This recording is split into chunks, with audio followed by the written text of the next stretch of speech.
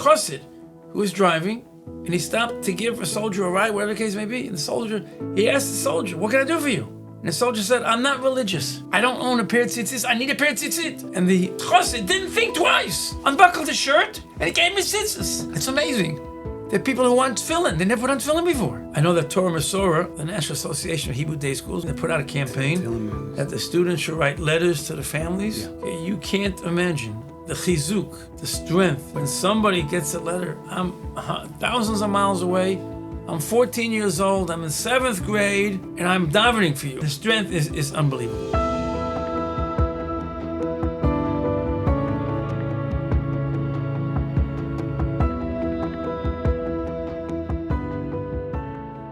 Berachim Habayim, and welcome to Torah Talks Chazaq's Tuesday night program with a special guest. We have with us Rabbi Pesach Lerner.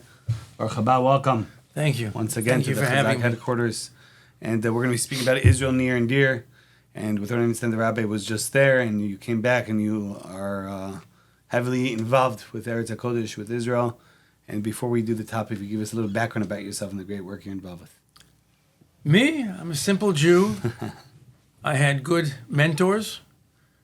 My father, my father-in-law, my Rabbeim, who taught me that there's a sense of achrayus, a sense of responsibility, and everyone has to do what they can do.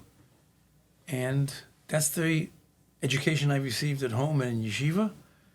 And Baruch Hashem, that's the Kadosh Baruch Hu. God put me in positions over the last many, many years that enabled me to carry out that mandate. I guess for the recent past, I was Executive Vice President of the National Council of Young Israel, the Young Israel movement, for over 20 years. I retired from that about 12 years ago. I had hoped to spend some time learning and whatever, and God had other plans for me. We created an organization called the Coalition for Jewish Values, because CJV. If you open the CJV, if you open the newspaper, you'll see Jewish values that aren't Jewish and aren't values. And they're created a week ago. And there was nobody speaking up for real Torah Jewish values. So a bunch of us, rabbis, including locally Queens Rabbi Yoel Schoenfeld, and others, we opened up the Baltimore. Correct. But he's still writes for the Queens Jewish paper. So bottom line is we started an organization speaking out, challenging those Jewish values that were not Jewish values. Yes. And we didn't know how deep the hole was. And we were receiving phone calls from congressmen and senators' office and saying, why they call me this and why that? I thought this was right. And we'd answer them, it is right. You're talking to the progressives, to the liberals, who are changing, creating, editing Jewish values. And we ended up now an organization of 2,500 rabbis, involved. Happy to be part of it. Thank you for involved, speaking out, protecting and defending true Jewish values. Amazing. I was with that organization for 5 years, and then God sent me another calling. Without going into the great detail, in Israel, there's something called Israel's National Institution, Mosdot Halumim, which is the World Zionist Organization, what they call Kakal, Keren Kayemet Yisrael, which we would know as the Jewish National Fund, even though they're separate. GNF. Okay, the Jewish Agency, and others. These organizations together have $1 billion budget and serious influence. And anybody who knows a little bit about the system knows that the influence is used towards the left, liberal values, not Torah values in many cases. The money was used for things that we would not spend money on. And I've been involved a little bit over the years. 3 years ago, 4 years ago, when the last World Zionist Organization elections took place, they finished Purim 2020, right before COVID. Yeah. We ran a Orthodox Torah party in the system. I tell people we had miracles. That's a higher level. We were able to succeed. We received 5% of the total delegate worldwide, which is nothing. But that 5% moved the pendulum from center left to center right. And we went in to do what I call Sur Me'irav V'asei Tov, get away from the bad and do good, trying to bring the organizations back to the middle, trying to put in a Torah objective, and thank God, we have been quite successful in that endeavor. We just got started. I don't know how many of your audience sent their children or grandchildren to Israel during COVID. Because Eretz HaKodesh was at the right place at the right time, we were able to facilitate 40,000 student visas when the skies were closed. We've been doing a lot of activity. Fortunately or unfortunately, came Simchas Torah, and we were on the ground. We had the basic setup. Also, we were one day ahead of you. So you were still Yom Tov holiday here. Right. In Israel, Sunday was already not Yom Tov. They were able to get into action. We are connected, contacted. We have a major campaign. You can go to eretzhakodesh.org and it'll click up. We've raised $1.5 million. We've spent more than that buying much needed equipment for the soldiers, vests and helmets and and night vision. And then we discovered if you go down north, if you go down south, it's hot. If you go up north, it's cold. Yeah. And these soldiers left shul, left the synagogue, left their homes, unprepared, not knowing. And we're distributing long underwear. It's flannel shirts and socks and blankets and we and others. Right. The Torah, amazing. You how walk much has now, been- you'll smell a barbecue. Yeah. People are going up with barbecue. You can see Haredim, ultra-Orthodox, going up there, delivering whatever they need. Okay? You can't buy a pair of tzitzit in Israel today. In America as well. In America, you can buy. I'm telling you, we went to the local stores. We have a lot of people there, Baruch Hashem, getting closer to Torah mitzvot now through the work of Chazaq, and we were encouraged them to do the They said, Rabbi, the local stores are all... Because in Israel, I spoke, a a friend of mine who is one of the rabbis in the IDF rabbinate. I spoke to him last week. He says, Pesach, we had 30,000 pair of green tzitzit, green being camouflage. Yeah. 30,000. Who needs 30,000? We never need 30,000. I need 200,000. Yeah. We can't buy them. Right. Okay? People want tzitzit. They want tehillim. There's stories out there. Okay? So everybody's working. Yes. We at Chazaq have been extremely busy as well. Wonderful. Many communities. You know, whatever you're doing, we have to if do more. everybody does 10 times more, we don't need it. The soldiers need things. Listen, they're soldiers. Their families sitting shiva, unfortunately. 1,400 families. And their families who can't sit shiva because they don't know whether their kids are, or their family is captured or they're one of the bodies that are burned so badly they can't identify. It's an impossible situation. But the Jewish community is doing, we are doing, everybody's doing. Okay, and so I was going to ask you, where you know, for those watching that are not in Israel, many people feel like, you know, we're not there, you know, we're not on the soldiers, we're not on the front lines. What can we do? First of all, I'd like to suggest become educated. Very important, yeah. Become educated. Figure out where's Gaza, where's the North, where's the South. Okay, figure out what communities, Sderot, Netivot, Afakim, others, are within the quote-unquote battle zone. Okay, get an education.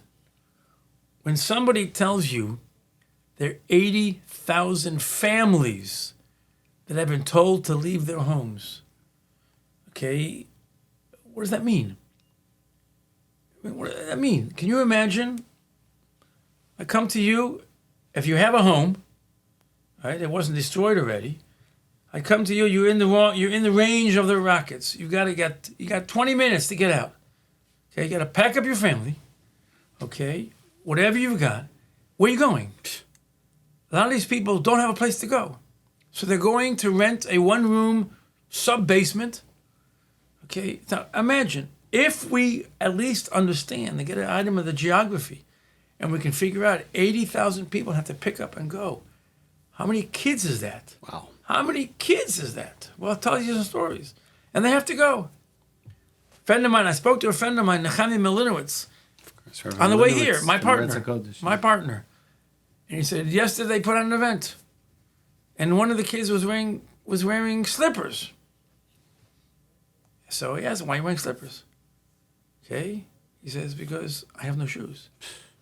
My house was hit with a rocket. We got out in time. I have no clothing." Okay. They have no clothing. Okay, we're talking about feeding 3,000-4,000 meals every day, just so that the kids, okay, the adults also, the kids should have one hot meal a day. Imagine for a moment, you're a Kollel member, you're sitting and learning, you're working in any cities, Ashkelon, maybe Ashdod, Ofakim, Netivot, and then go up north, right? And they tell you get out. So you go. You're not working now. Your wife's not working now.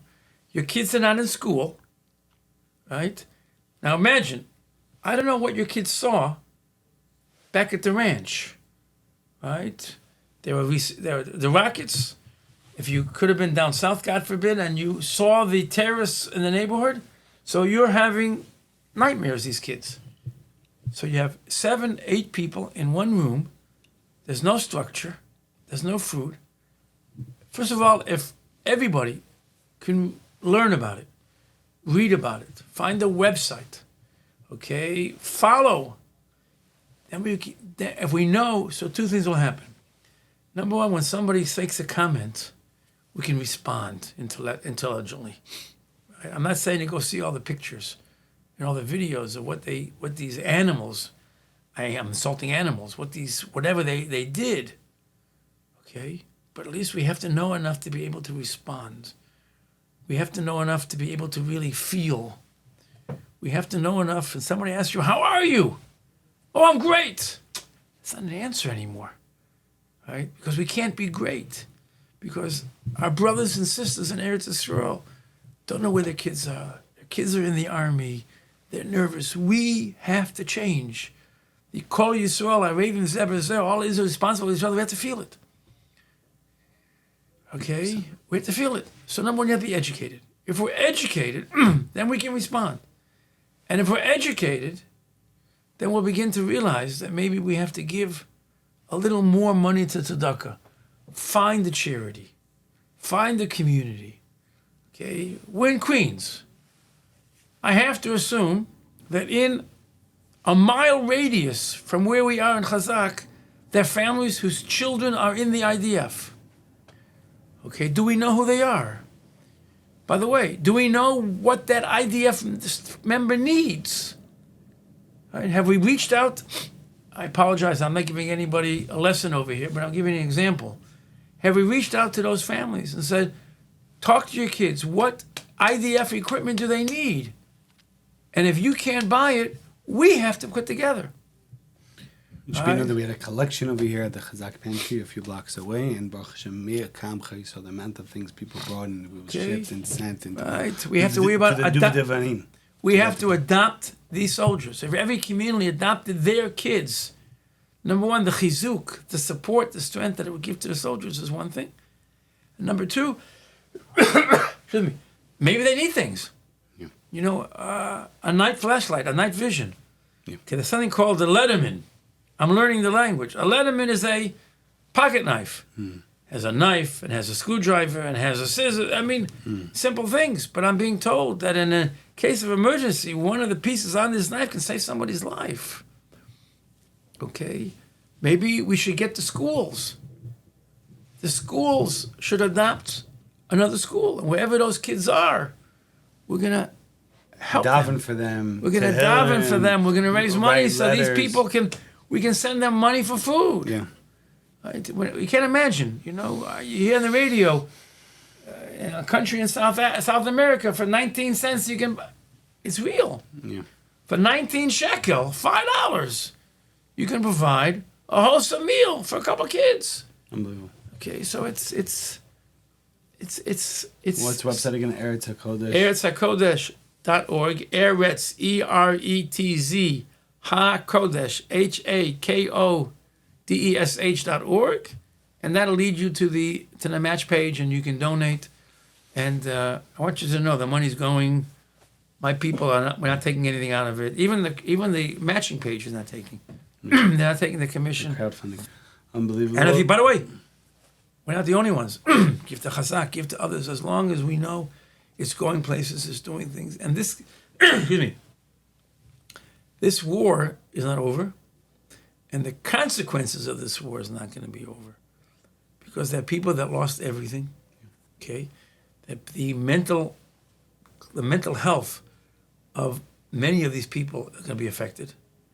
Okay, the kids, the parents, ability to go back to school, ability to go back to normal, to build your houses again. There's going to be a need, and we in America, and we wherever we happen to be, need to be aware that we can't let them go. They're fighting our battle, and these are our brothers and sisters, literally and figuratively, and we have to be there for them politically. I know you're connected, very well connected politically. We have to make sure politically we support it, and we have to make sure that financially we support it. Spiritually. I know that Torah Masorah, the National Association of Hebrew Day Schools, which many of our day schools have joined, they put out a campaign that the students should write letters to the families. Yeah.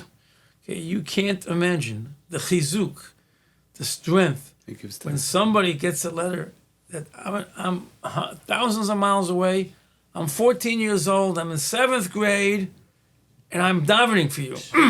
The strength is unbelievable.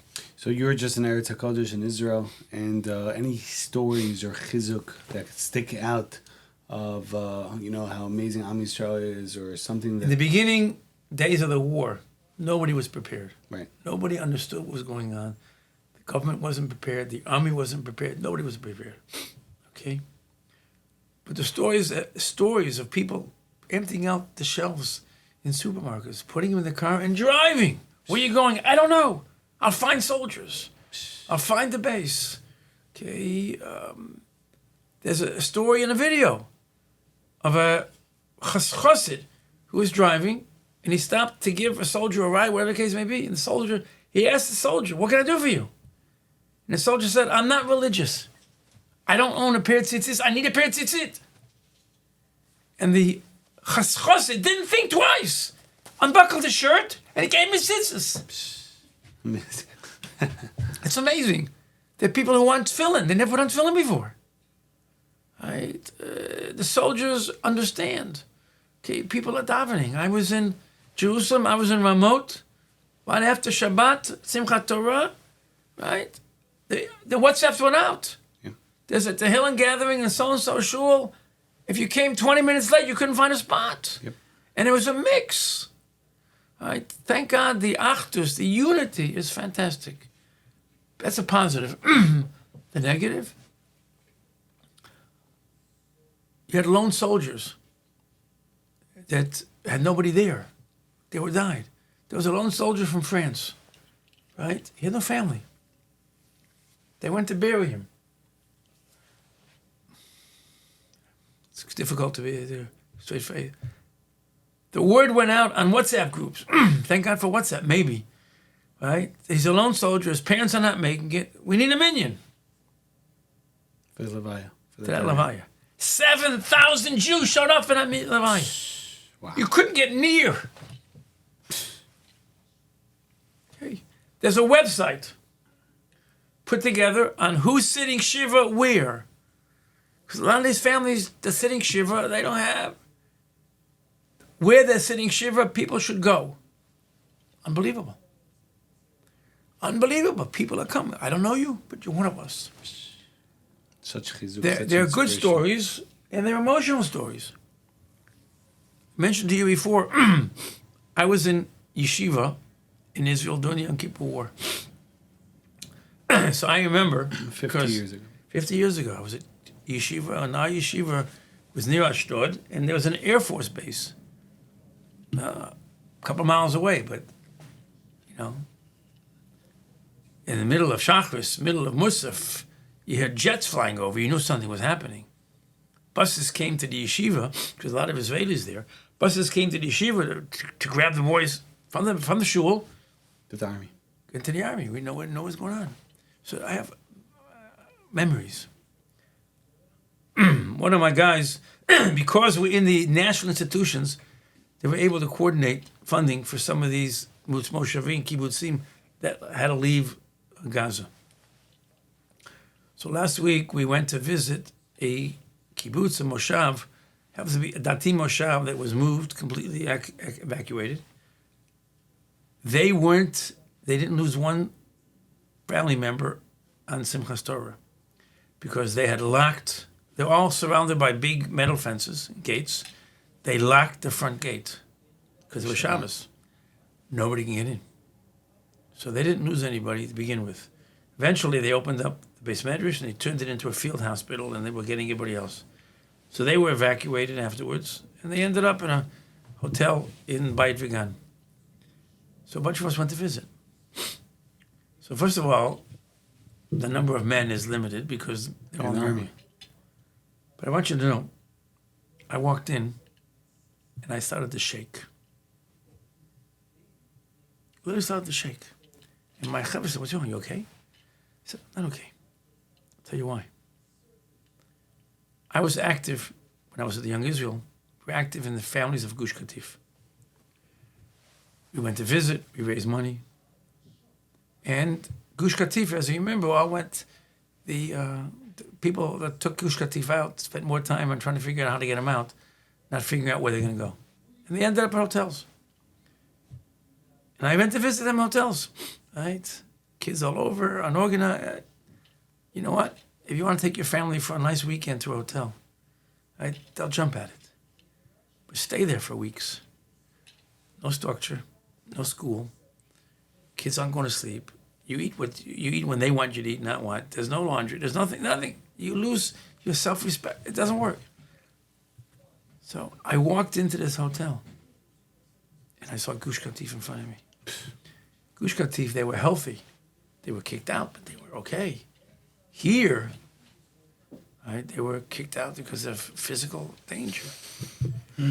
Right? But I want you to know, while I was there and meeting and talking, there were people coming in from nowhere, just bringing food and presents. Mika Amcha Yisrael, the Jewish people, nobody stayed home. Unbelievable. The stories were very, very, very, very inspiring, Rabbi Pesach Lerner. Let me share with you something, because this is Torah Talks. Yep, Torah Talks. So let me share with you something which is so apropos. Your audience, man, you'll know the name of Meir Shapiro. Of course. Meir Shapiro Founder was of the the creator of the Daf Daf Yomi. Yomi. His yahrzeit was Dublin. last week. Yeah. So Meir Shapiro has a Torah Thought on this week's portion. Okay? We all know the story. Abraham's complaining to God, "I have no children. What's going to be?" And God says, "You have no children? Don't get nervous. Go outside, look up, count the stars. You'll never be able. Impossible, right? There are millions and millions of stars." And the Torah tells us, God says to Abraham, Ko Yezarecha. So it should be. You have no kids, no children, no grandchildren? Take a look. That's the simple answer. But Meir Shapiro says another thought, which comes to mind. The Medrash says, God told Abraham, go count. Abraham's a loyal servant. What did he do? Started counting. God says to him, what are you doing? It's impossible. Abraham says, you told me to count. I'm counting. But it's impossible. You told me to count. I'm counting. God says, that will be your grandchildren. They'll do the impossible. Beautiful. The impossible won't stop them. They'll do the impossible. Very inspiring. Klal Yisrael, we went through terrible times that day. 1,400, 1,500, 1,600 people butchered. Family show, butchered, burned. You can't imagine. Trust me, people can't imagine. Okay, what they did. Some of the videos coming out are unbelievable. Okay, we're missing the 200 and some individuals missing. They should have refuah and Yeshua because they're not in some normal jail. There are many families who can't identify. They're dead. We went through terrible times. As we all know, the unity of the Jewish people before that was at an all-time low. judicial right to live. reform, it was an all-time low. On the other hand, I think the unity of the Jewish people in Israel is at all-time high. Over here as well, all over. All-time high. Right? Everybody's for it. Politics are gone. Only one concern now is the IDF destroying Hamas, taking care of everybody else. Doesn't make a difference if you're wearing a yarmulke, not wearing a yarmulke, wearing a hat, not wearing a hat, what color you are. It doesn't make a difference anymore. And I pray to God that unity continues afterwards. But the bottom line is life can't be the same. And each of us has the ability to do something. We can daven a little slower. We can learn a little more. We can hug our kids more often, right? Appreciate what we have, because we can't take it for granted anymore. Find the extra couple dollars to give to charity. If there's a family in your neighborhood that has somebody in the army, right, give them the extra support. As much as they're going to say they're okay, right, they're always nervous where my kids are. What are they doing? What's the status? Right. In Yerushalayim, it's a lot more back to normal, right? But if you get closer to the north and to the south, it's not back to normal. For those families, it'll never be back to normal. So we have to participate to do, 100%. And we have to stand up strong. 100%. There's another age-old question, and this is what Eretz HaKodesh and the CJV stood for. It says, V'hakol kol Yaakov v'hayadayim de Esav. The voice is the voice of Jacob, and the hands are the hands of Esav. That doesn't make sense. If the voice is the voice of Jacob, we're promised that Esav will not be there. If we're strong in our Torah and our tefillah and our belief, how do you have it that at one time you had the voice of Jacob and the hands of Esav? How could it be? So I saw, normally when you spell the word kol, voice, it's spelled kuf, vav, lamed. Okay, for the sake of English translation, K-O-L. In that sentence, it's spelled kuf, lamed. You're missing the vav. It's like you spelled kol, K-L. You're missing the syllabus, okay? If our voice isn't strong, then the hands of Esav are going to be strong. So you can interpret it in many ways. You can interpret it, our davening, our praying has to be better. Our learning has to be better, right? You can interpret it, our political activity has to be stronger. You can interpret it, we got to stand up for what we believe in. Okay, if there's a newspaper that says something we don't like, don't sit there and complain. Write a letter. Pick up the phone. If a member of Congress or Assembly, whatever it is not doing the right things, the call has to be strong. We have to do. Everybody has an ability. Everybody could do something. Nobody could do everything. Okay, you know what? Everybody could do something. But we have to go to sleep at night knowing we did something. 100%. We did something. And get up the next morning and say, we're going to do it again. And we're going to do it again until we get to the point that God is listening in Mitzvah Hashem, and the politicians are listening, and we're listening, right? And the achdus that we have, and the respect that we have, and the davening has to be different. Everybody can do something, as you said. Everybody must do something. And it's got to be that we start thinking of the other. In this case, the other is the soldiers. The other is the displaced people. The other is the kids in Israel that didn't have a lot to eat to begin with. Right. So now what do you have? You have even less. So there's so much we can do. 100% Rabbi Pesach Lerner. Israel near and dear. We see it through the passion, through the words, things that come out of the heart, enter the heart. We want to thank you for all they do for Chazaq, for the Jewish people. Thank you. We want to thank everyone for joining us for yet another episode of Torah Thought. Hopefully we can come back soon and talk about the activities of Eretz HaKodesh in a positive sense. We can talk about what Chazaq is doing, right, in I can't say more normal situation. Yeah. And the war should be over, and God should look over our chayalim, our soldiers on the front, the people under the rockets, and everybody in Israel who needs some type of chizuk, some type of help. Thank you. Thank you very much, Rabbi Lerner.